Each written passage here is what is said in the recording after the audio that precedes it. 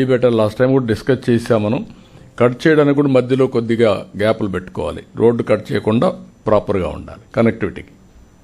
Sir last time మీరు instruction ఇచ్చిన తర్వాత రోడ్స్ మధ్యలో మనం పైప్స్ పెడుతున్నాం సార్. సో కటింగ్ అయితే ఇప్పుడు అవసరం ఉండదు సార్. ఈ డ్రైన్స్ కూడా ఈఎన్సీ ఆర్డబ్ల్యూఎస్ లో ఇప్పుడే చెప్తాం సార్. అది పైపులు పెట్టమన్నా ఆ పైపులు కూడా పెట్టేసేయాలి. ఈఎన్సీ ఆర్డబ్ల్యూఎస్ లో ఇప్పుడే చెప్తాం సార్. అది పైపులు పెట్టమన్నా ఆ పైపులు కూడా పెట్టేసేయాలి. ఇన్బిల్ట్ సిమెంట్ రోడ్ వేసేటప్పుడు క్రాస్ కానీ ఉంటే చాలాసార్లు చెప్పాము. అది మళ్ళా మీరు ఇవన్నీ కూడా సర్క్యులర్ కింద ఇచ్చేసేయండి. It was issued, sir. It is being implemented. You put it on online also GOs. Then real-time governance ఏ వాడితే దే విల్ నో టుమారో. ఇప్పుడు ఎక్స్ప్లెయిన్ చేస్తాడు ఆయన ఎలాంటివి ఉన్నాయో అవన్నీ కూడా మీరు చూసుకోవడానికి బెస్ట్ ప్రాక్టీస్ అన్నీ ఉంటాయి. జీవోలు కూడా ఉంటాయి దాంట్లో. You will explain. Sir, Konasima, sir. So one more issue, sir.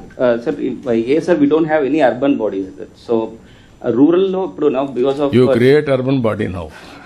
Paderu. PESA చట్టం కింద we need to create some kind of amendment, sir.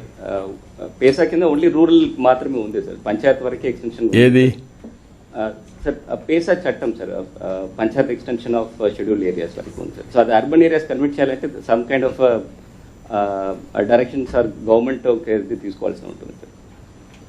Will take it up with government of India. Yes, sir. అలాంటి ఎంత population ఉంది? So we have around 10.5 lakh population, sir. Some 4-5 areas now చాలా fast development ఉంటుంది sir, especially Paderu, Araku.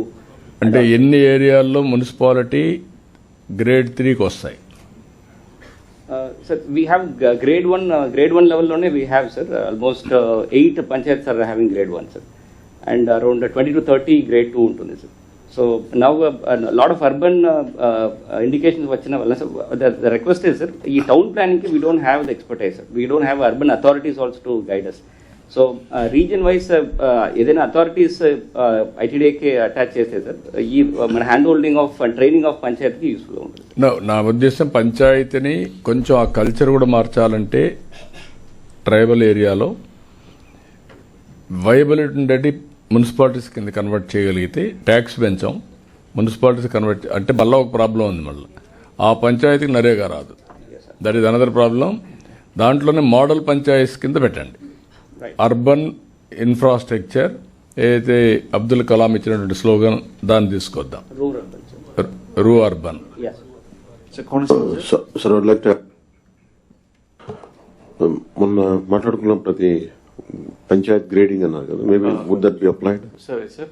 Sir ఇప్పుడు recent గా panchayati grading లో ఒక reforms తీసుకొస్తున్నారు సార్ డిప్యూటీ సీఎం గారు. అందులో మండల్ హెడ్ క్వార్టర్స్ అన్నిటినీ మనం minimum grade 1 panchayati, special grade పంచాయతీగా ఇస్తాము సార్. వీటిల్లో ఇప్పుడు urban development department town planning ఎట్లా అయితే సపోర్ట్ చేస్తుందో, ఈ గ్రేడ్ 1 ఆర్ స్పెషల్ గ్రేడ్ లో కంట్రీ ప్లానింగ్ డిపార్ట్మెంట్ అంటే ఒక సపరేట్ గా ఒక వింగ్ పెట్టుకొని ఈ వీటికి టౌన్ ప్లానింగ్ లో కూడా హెల్ప్ చేద్దామని చెప్పి, అంటే కంట్రీ ప్లానింగ్ లో కూడా హెల్ప్ చేద్దామని చెప్పి ఒక ప్రపోజల్ అయితే ఫైనల్ అయిపోయింది sir. Maybe with in span of 1 week it will be presented before you sir. ఎన్ని వస్తాయి మీకు మరుగా? సార్ అరౌండ్ 250 వస్తాయి సార్. ఈ ట్రైబల్ ఏరియాలో కూడా పెట్టి ట్రైబల్ ఏరియాలో కూడా మేక్ ఇట్ గ్రేడ్ 1 పంచాయతీ కాకుండా రూ అర్బన్ పెట్టండి.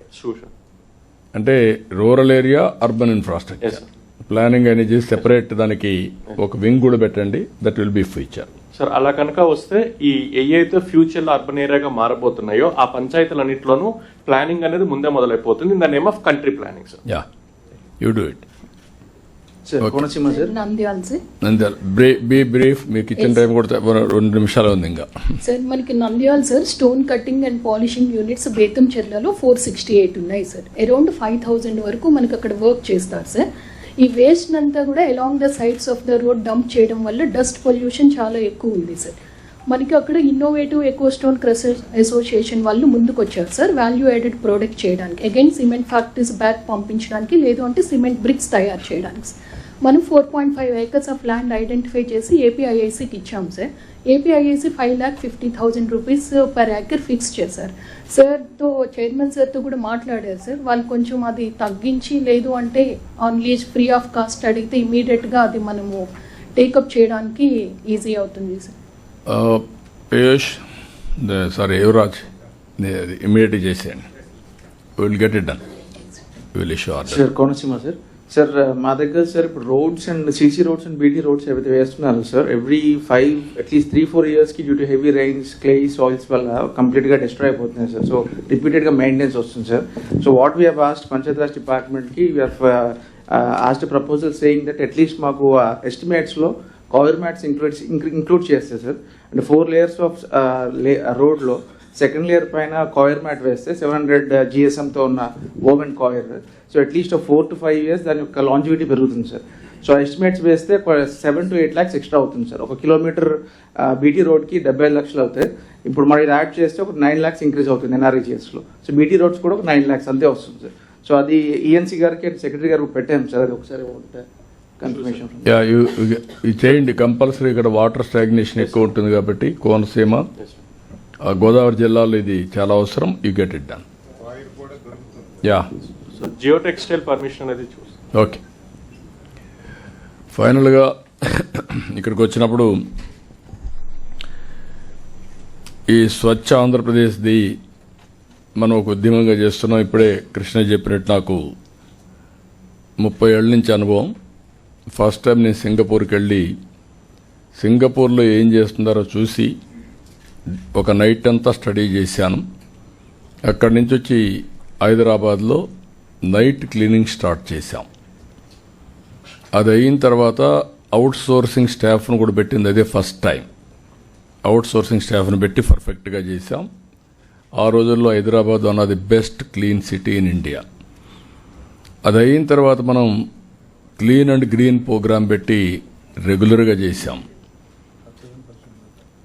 పచ్చదనం, పరిశుభ్రం ఈ కార్యక్రమాలన్నీ పెట్టి చేశాం. తర్వాత స్వచ్ఛ భారత్ రిపోర్ట్ కూడా నేనే ఇచ్చాను. ఆ రోజు ఆనరబుల్ ప్రైమ్ మినిస్టర్ అవకాశం నాకు ఇచ్చాడు.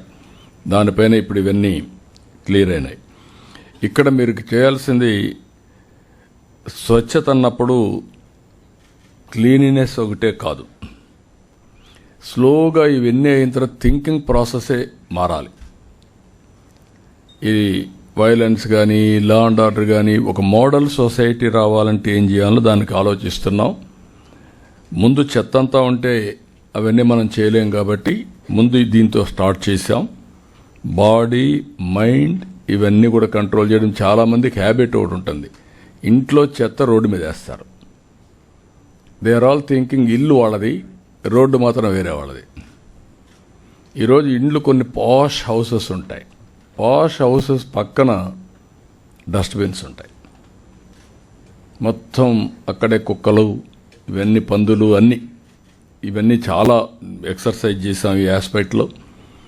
పోతూ పోతూ డ్రైన్స్ ఉంటే డ్రైన్స్లో చెత్త అంతా వేసేవాళ్ళు. డ్రైన్స్ అన్నీ ఎక్కడికక్కడ క్లోజ్ అయిపోయేటివి. అక్కడి నుంచి వర్షాలు వస్తే ఆ ఫ్లడ్ వాటర్ అంతా ఇళ్లపైన వచ్చేది. చాలా ట్రావెల్ చేశాం దీంట్లో, కాబట్టి మీకు గుర్తుపెట్టుకోవాలి. ఇందులోనే మనం డ్రగ్స్ కానీ గంజాయి కానీ ఇలాంటివి కూడా నిరంతరం మనం చేయాల్సిన అవసరం ఉంది. ఒకప్పుడు హ్యాపీ సండే కూడా పెట్టాం. హ్యాపీ సండే పెడితే సండే వచ్చి వాళ్ళకు తెలిసిన టాలెంట్స్ అన్ని ఎగ్జిబిట్ చేసేవాళ్ళు. ముగ్గులు వేసేవాళ్ళు, ఇంట్లో ఏదైనా వస్తువులు తీసుకొచ్చి పెయింట్లు తీసుకొచ్చి పంచేవాళ్ళు. వాళ్ళకి ఏ టాలెంట్ ఉంటే ఆ టాలెంట్ అంతా కూడా ఎగ్జిబిట్ చేసి హ్యాపీ సండేలో సాంగ్స్ పాడేవాళ్ళు. చాలా బ్యూటిఫుల్గా. అంటే మనిషి రాత్రంతా మీకు గుర్తుపెట్టుకోవాలి, వారం అంతా పనిచేసిన తర్వాత స్ట్రెస్ బరస్ట్ ఉండాలి. ఇప్పుడు లాఫింగ్ సొసైటీలు వచ్చాయి, నవ్ షౌటింగ్ సొసైటీలు వస్తున్నాయి.